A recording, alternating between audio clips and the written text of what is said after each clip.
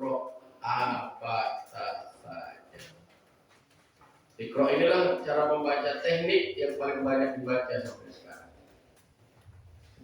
Jemaah yang dimuliakan Allah, maka baca Fatihah baik-baiknya dengan pemahaman. Kenapa Ustaz? Karena Fatihah pembuka pintu Mi'raj. Tak boleh dalam hati, tetap dibaca. Jemaah yang dimuliakan Allah, ketika posisi di Sidratil Muntaha, ada ucapan Nabi ketika berjumpa dengan Allah. Ucapan Nabi ini dimasukkan dalam sembahyang kita. Makanya ketika membaca ini disebut dengan nama rukun panjang namanya. Kalau dalam fikih namanya rukun panjang. Membaca rukun ini tidak boleh sembarangan. Dia mesti betul-betul dia. Sama macam Fatihah dia. Kalau dia tidak tahu, tanyakan sama yang tahu. Coba diteskan dulu Fatihah ini. Macam mana kira-kira? Apa rupanya bacaan yang wajib pada rukun qaul itu? Namanya membaca tasyahud. Ini adalah perkataan Nabi dengan Allah di Sidratil Muntaha. Nabi ketika sampai ceritanya dia tidak berani menatap cahaya tadi. Lalu tunduklah Nabi seperti duduk tasyahud. Lalu Nabi berkata, at-tahiyyatul mubarakatus sholawatut thayyibatu lillah.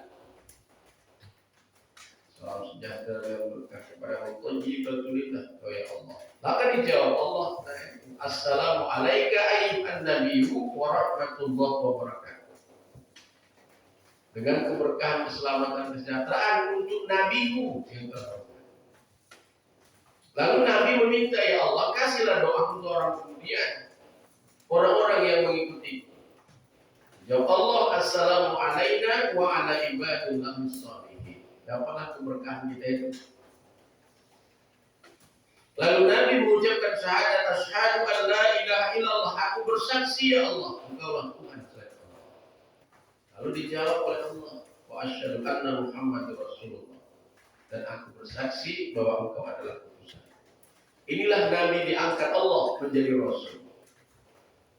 Ketika di Gua Hira dia diangkat jadi nabi, waktu dekat sini jadilah rasul. Perkataan omongan Rasulullah itu diabadikan dalam sembahyang, namanya rukun qauli, namanya membaca tasyahud. Makanya membaca tasyahud tidak boleh sembarangan dan tak boleh dalam hati, dia mesti diucap.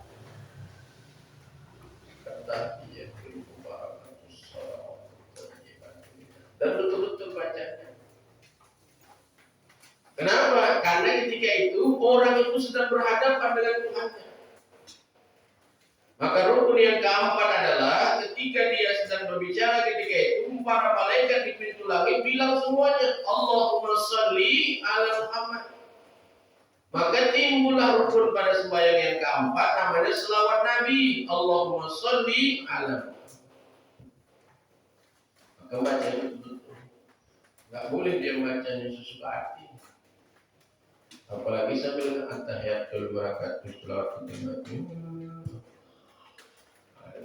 Enggak boleh. Mirip macam orang baca tahmid rukun terakhir.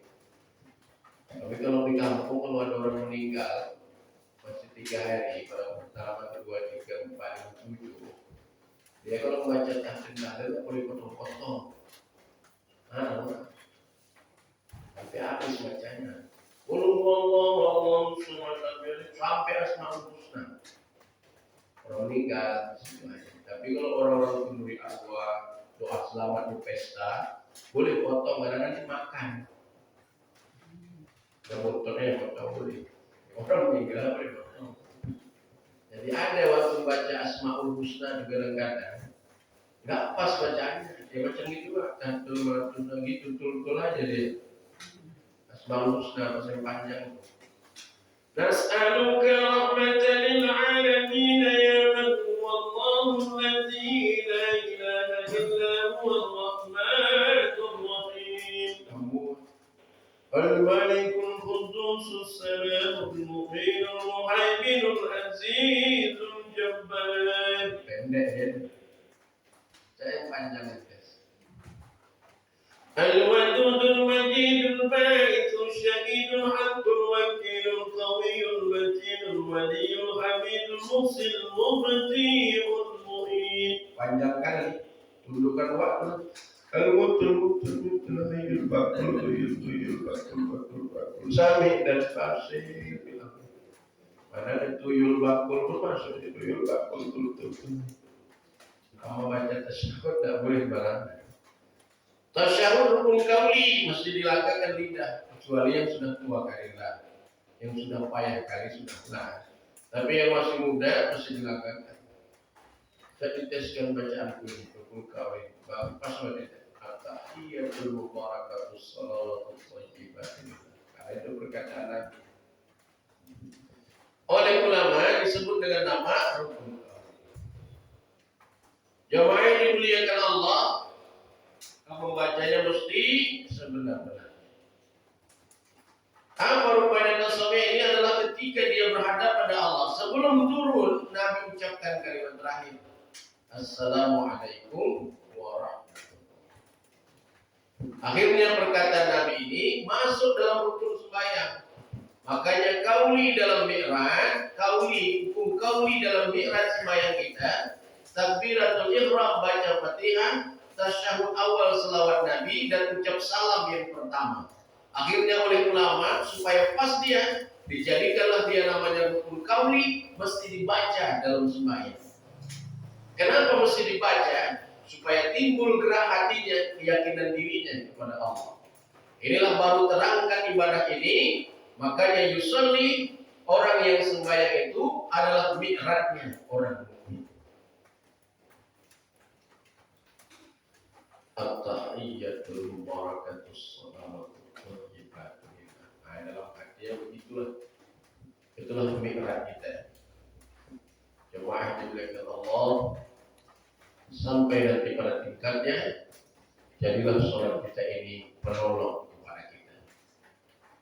Jemaah dimuliakan Allah, memang nampaknya sholat ini biasa saja, gerakannya seperti itu saja, tapi ibadah ini sangat berat sekali.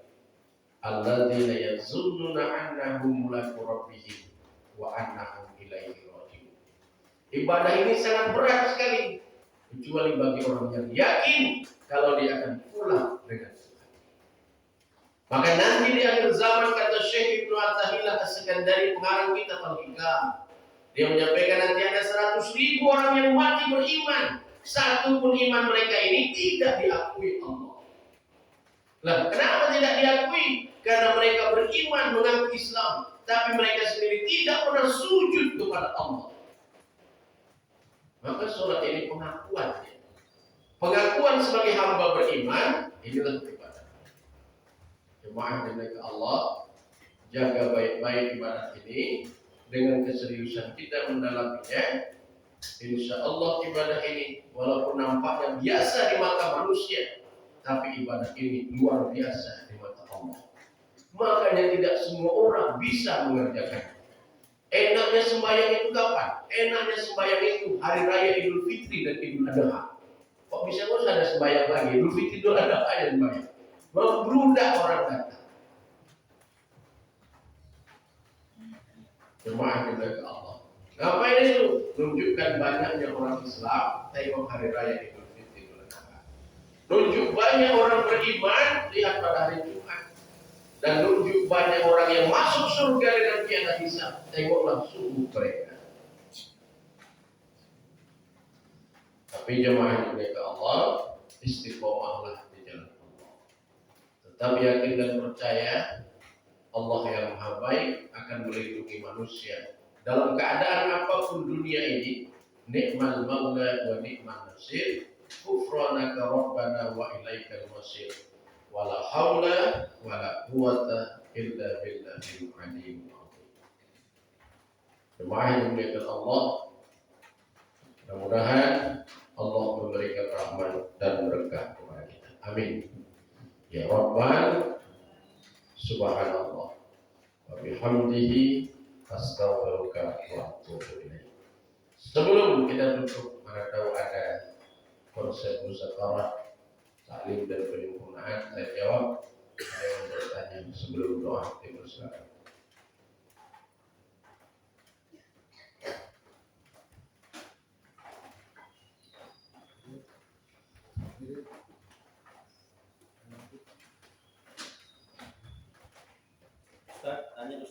Ya. Fadilah dari surat apa? Sholat rawatib yang mengikuti sholat wajib dan berapa rakaat itu Ustaz? Semuanya Yang muakkad. Namanya sholat rawatib. Rawatib itu sholat yang mengiring sholat fardu. Yang paling muakkad dia, terbaik dia adalah 2 rakaat sebelum sholat subuh. Namanya qobliyatus subuhi. Yang berikutnya namanya 2 rakaat sebelum sholat zuhur dan 2 rakaat sesudah zuhur. Katanya supaya sayapnya terbang cepat. Yang berikutnya 2 rakaat sesudah sholat maghrib dan 2 rakaat sesudah sholat isya. Yang 5 ini namanya muakkad, sunnah muakkad. Yang paling kuat hukumnya lebih mulia daripada sholat tahajud. Setelah itu ada namanya ghairu muakkad.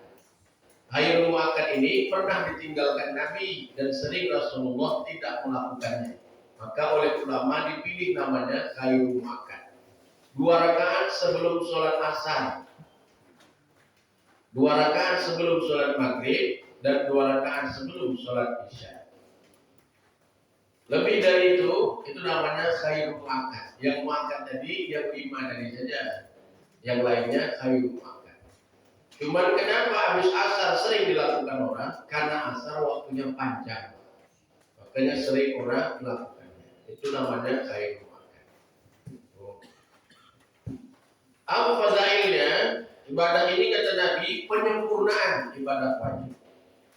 Jadi kalau misalkan subuh kita 5:30 kita terbangun, orang sudah selesai di masjid, kalau ada qobliyah subuhnya, buat qobliyah subuhnya. Ini sembahyang subuh yang paling afdal dia. Adalah sembahyang subuh pakai sunat qobliyah. Maka ibadah ini dipanjangkan dia. Ini ibadah afdal. Paling terbaik ibadah sunat itu 2 rakaat sebelum subuh paling besar pahala. Tadi malam ada dia sembahyang Ustaz, dari jam 1 malam dia sembahyang sampai jam 4 tertidur dia. Lalu bapak ini nggak ada tahajudnya, tidur dan dia kerjanya biasa. Terbangun dia 4:30 Ustaz, datang dia naik. Dapatnya sembahyang sunat qobliyah subuh, dapat sholat subuh, dapat naik. Lalu ini tadi sholat subuh jam 5:30 dapat waktu. Cuma ibadahnya tahajud tadi lebih mulia ibadah orang yang qobliyah subuh dan subuh. Tinggi derajatnya. Jauh dia lagi. Karena para sahabat pernah dimarahi Rasulullah. Baik, itu namanya rawatib. Rawatib itu pengiring ibadah fardu. Dia hanya boleh sembahyang ketika azan sudah masuk. Allahu Akbar, Allahu Akbar. Habis azan, la ilaha illallah, baru ada waktu kemudian. Sebelum azan nggak boleh ibadahnya. Itu namanya tahiyatul masjid.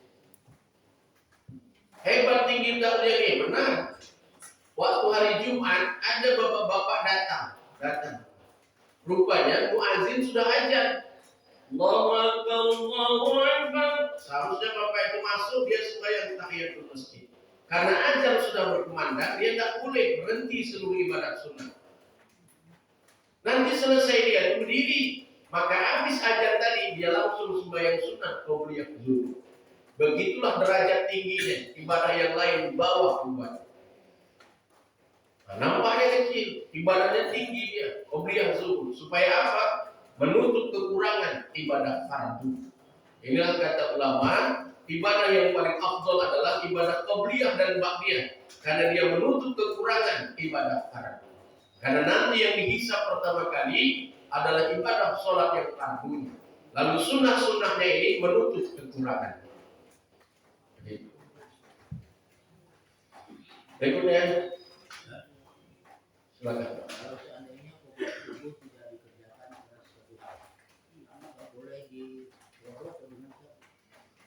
Orang ini, bapak ini, nggak usah bapak lah orang ini, karena bukan bapak nanti tahu. Ketika dia masuk, lalu sudah komat, Allahu Akbar, Allahu Akbar.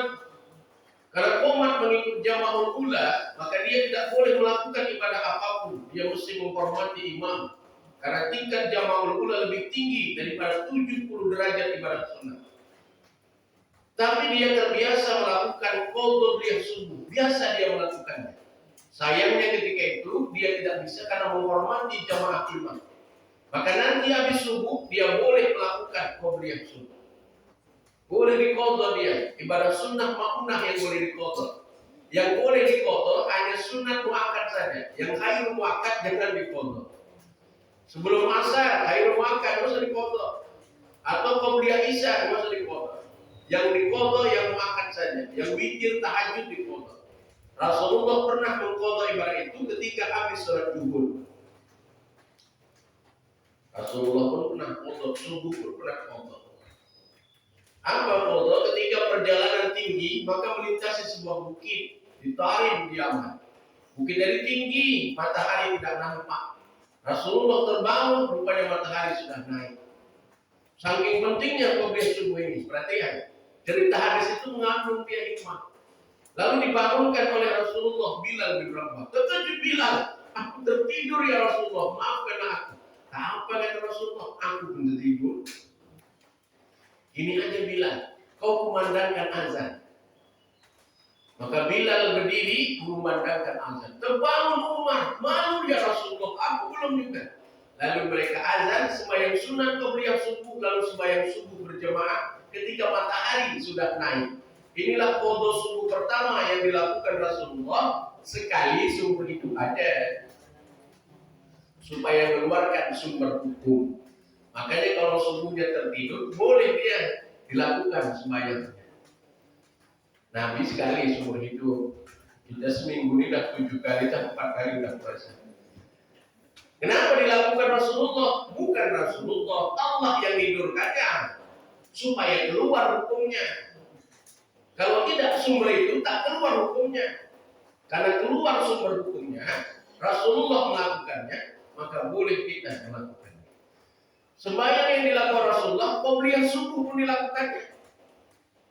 Berarti ibadah ini unggulan sekali. Karena qadha saja pun dilakukan Rasulullah. Kalau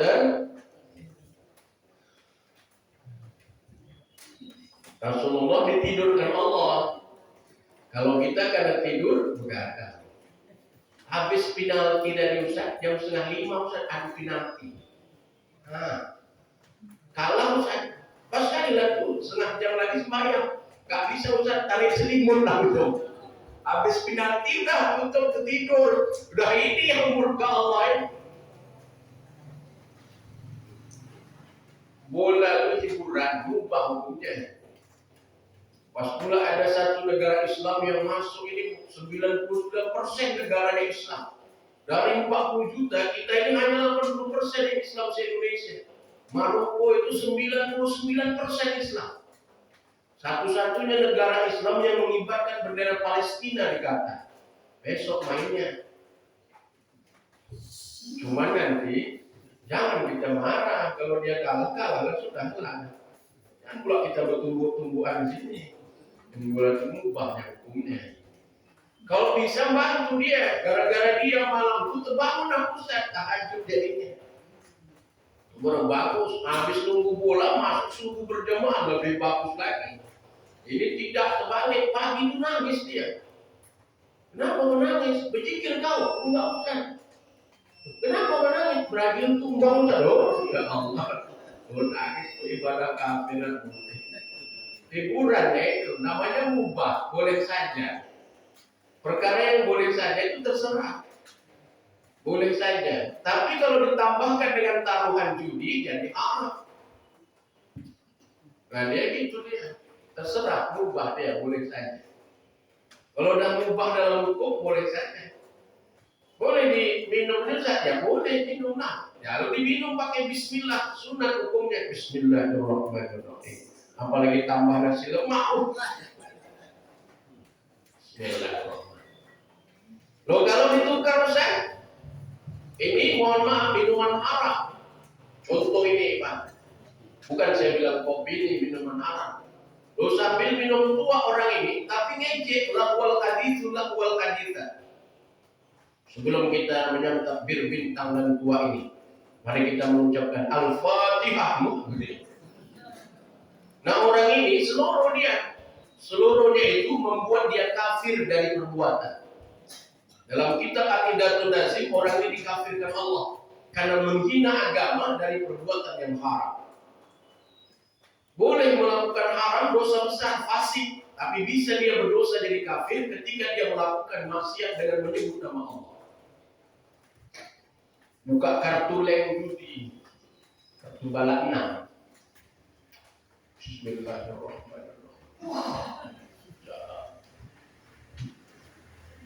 Lalu dia menang judi, dia bilang Alhamdulillah, memang rezeki anak soleh aku ingat. Barang curian kok rezeki anak soleh. Kemarin aku ke masjid Ustaz sembahyang raya, namanya masjidnya dirombak Ustaz.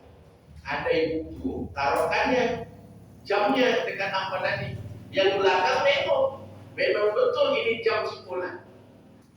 Tiba-tiba selesai berwudu bapak depan, jamnya tadi lupa dia naruhnya. Tinggalkannya masuk yang belakang, diambil yang belakang. Yang belakang tahu di mana rumahnya, tahunya jam ini pun tahu. Pulangnya bilang, tengok dia, aku dapat jam dari masjid. Inilah rezeki anak soleh, baru pertama ke masjid langsung dapat jam. Barang curian kok rezeki anak soleh. Berhasil melipas mangga tetangga, tujulur harum manisnya panjang kan. Dilipas sampai lewat, itu aku rezeki anak soleh. Yuk kita makan secara berjamaah. Oh, jamaah pakai mangga durian kan. Tidak boleh. Marah. Ada orang berzina, dia hanya kena dosa, namanya fasik, tapi dia tidak dimurkai Allah, karena dia sadar perbuatan itu salah. Salah dosa, ini dosa. Kalau tahu dia dosa, ini fasik namanya, dosa besar, dia tidak kafir. Tapi kalau dia melawan lahwal haditha, dia lawan peraturan itu, nggak ada itu. Padahal dia sendiri Islam, dia lawan peraturannya, kafir dosa. Begitu dia rumah. Tapi ceritanya paling tadi pokoknya subuh katanya. Boleh Pak, boleh. Sembahyang muakkad yang boleh foto. Yang hayu muakkad ya usah difoto. Karena Rasulullah pernah meninggalkan. Terjadi ketika itu perang Khandaq. Perang Khandaq ini perang yang terjadi. Lalu karena pemasangan parit-parit, pembuatan parit, pengorean parit untuk memberi batas. Lalu ketika itu Umar bin Khattab terkejut, ya Rasulullah, matahari sudah hampir tenggelam. Mau tenggelam. Aku belum sholat asar ya Rasulullah. Umar bin tanggung kata Nabi, aku belum. Tunggu sebentar. Lalu mereka sholat asar di waktu maghrib. Ketika itu Rasulullah tidak melakukan qobliyah asar. Rasulullah langsung sembahyang asar, lalu sembahyang maghrib berjamaah. Tapi ketika itu ba'da maghribnya yang dikerjakan Rasulullah. Dalil perkara inilah yang diambil para ulama. Itu makanya ba'da maghrib dihitung muakkad. Sebelum maghrib dan sebelum asar dihitung hayu muakkad. Nah, orang kita pun payah harus memakainya. Orang Indonesia tahulah ketika itu kan masih di sawah. Maghrib kita dulu nggak pakai sound system, pakai kentongan. Bung bung. Orang di sawah nggak dengar. Jadi lambat orang datang. Maka pakai selawat-selawat. Oh, nunggu-nunggunya. Akhirnya dia datang. Takut ulama membuat sembahyang sunat kemudian maghrib itu. Takut sembahyang maghribnya di luar waktu. Sehingga ba'da maghrib berada di luar waktu. Akhirnya dihilangkan oleh para ulama sebagian. Makanya sembahyang sunat kemudian maghrib hayrul muakkad. Ba'da maghribnya yang muakkad. Boleh dipotong Ustaz? Yang muakkad boleh dipotong. Silakan terakhir. Oh, ada satu lagi sama.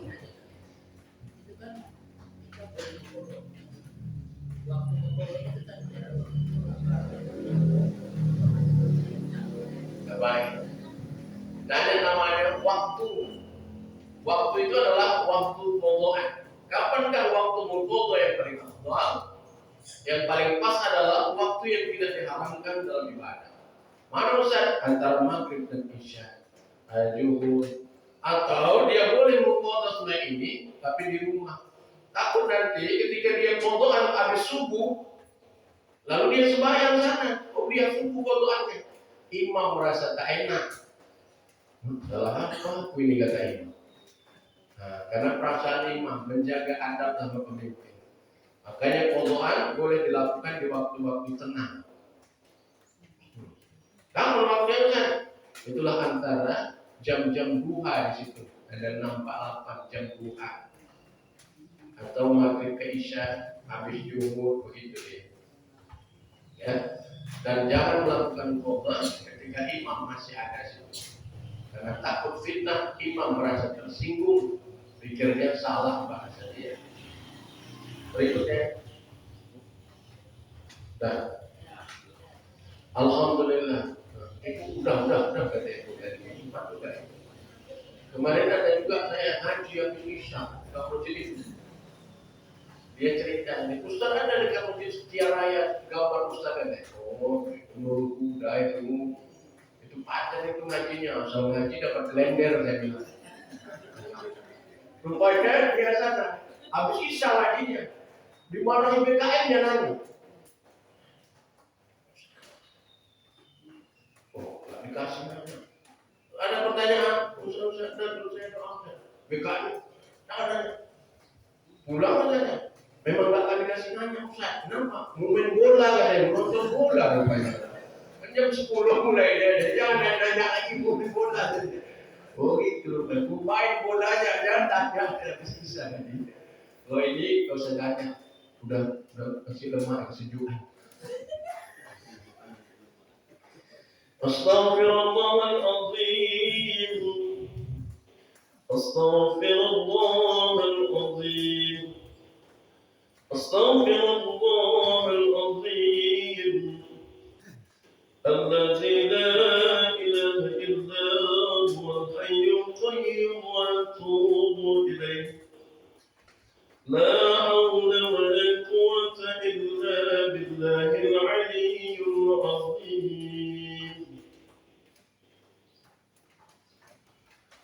أعوذ بالله من الشيطان الرجيم. بسم الله الرحمن الرحيم. الحمد لله رب العالمين. حمدا شاكرين حمدا حامدين. حمدا يعافي نعمه ويكافئ مزيده.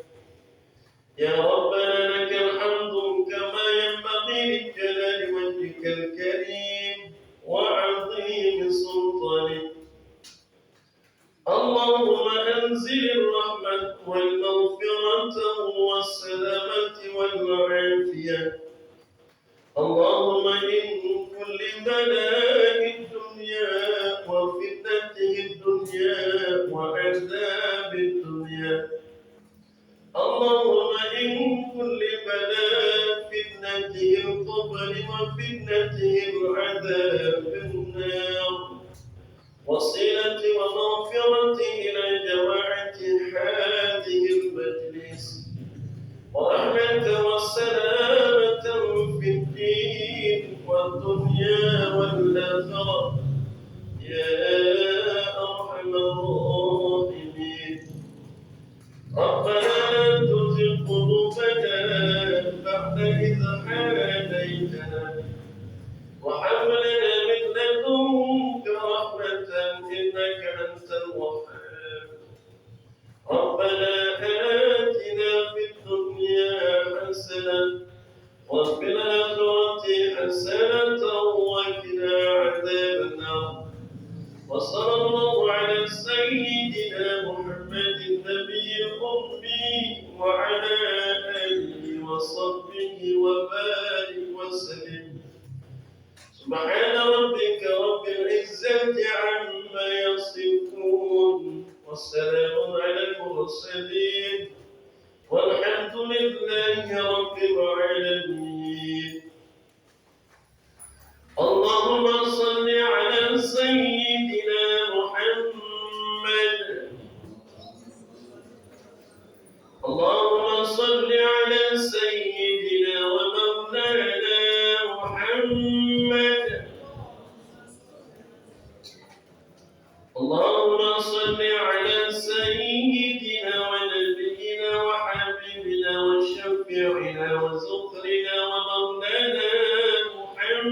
محمد وقبل الله منكم منا ومنكم تقبل يا كريم. Assalamualaikum